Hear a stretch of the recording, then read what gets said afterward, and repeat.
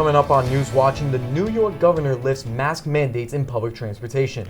Queen Elizabeth has died at the age of 96. And Apple has released its new product launch. Good evening, everyone. I'm Rocco Di Maio. And I'm Brianna Warrant. We'll have all that and more on News Watching.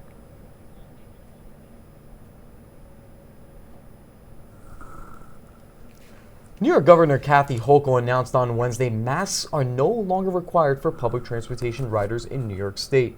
This comes after a tweet posted on the governor's official Twitter account, which included a graphic during an address that was given by the governor.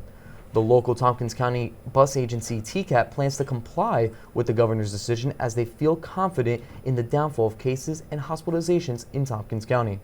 TCAT Assistant General Manager released a statement saying, "I thank our passengers too for their cooperation and masking up throughout this lengthy pandemic season." And of course, any rider still has the option to wear a mask according to their personal preferences. Britain's longest reigning monarch of 70 years, Queen Elizabeth II, died at the age of 96 on Thursday. The royal family said the Queen died peacefully at Balmoral Castle in Scotland.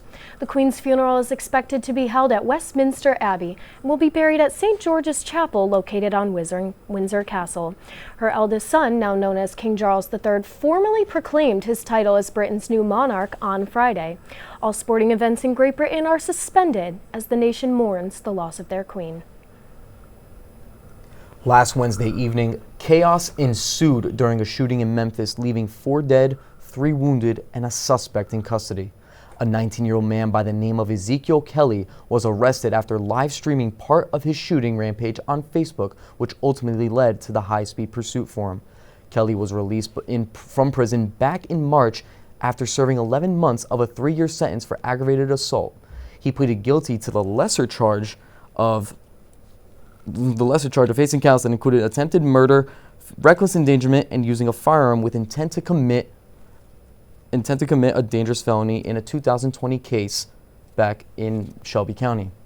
Memphis Mayor Jim Strickland shared his displeasures at a news conference, saying if Mr. Kelly served his full 3-year sentence, he would still be in prison today, and 4 of our fellow citizens would still be alive.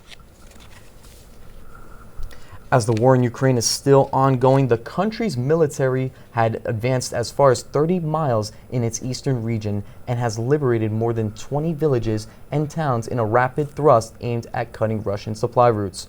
Ukrainian General Alexei Humrov told reporters in Kyiv that Russian forces were demoralized but resisting and noted smaller advances near other eastern cities. This unexpected Ukrainian force in the war marks a new phase in the war where Kyiv is looking to take back ground that Russia took hold of when the war was declared. Russia's military has yet to respond or comment on the Ukrainian advancement. A record high heat wave has hit Sacramento, California on Tuesday at 116 degrees Fahrenheit.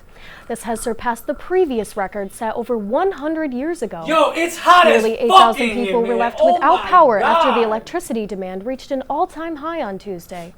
California is currently avoiding rolling blackouts as this would leave people without air conditioning. Residents have been requested to conserve power and pre-cool their houses during the day. This heat wave is expected to last 9 days and be the hottest and longest on record for the month of September.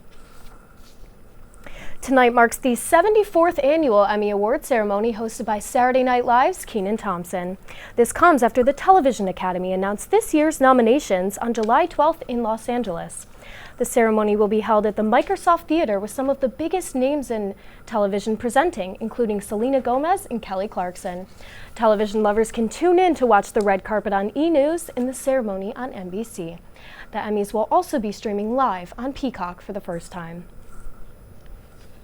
After an exciting first Sunday of football yesterday, Monday Night Football is back tonight for the first time in this year's NFL season, as the Seattle Seahawks will host the Denver Broncos. Russell Wilson will look to be the starting quarterback and face off against his former team since being traded to Denver back in March. Geno Smith and the rebuilding Seahawks will look to spoil Wilson's return when the opening kickoff takes place tonight at 8:15 p.m. Apple launched its newest products this past Wednesday at the company's headquarters in Cupertino, California. Apple CEO, Apple CEO Tim Cook presented the product launch with the teaser tagline, "Far Out." The product lineup included the new iPhone 14 that comes in 4 different models. Apple also released a new model of AirPods, a new Series 8 Apple Watch, and debuted a new Apple Watch Ultra. The iPhone 14 Pro and Pro Max are available for pre-order today, and in-store purchases can be made on September 16th. I don't know about you, Rocco, but I actually already ordered my iPhone 14 Pro Max.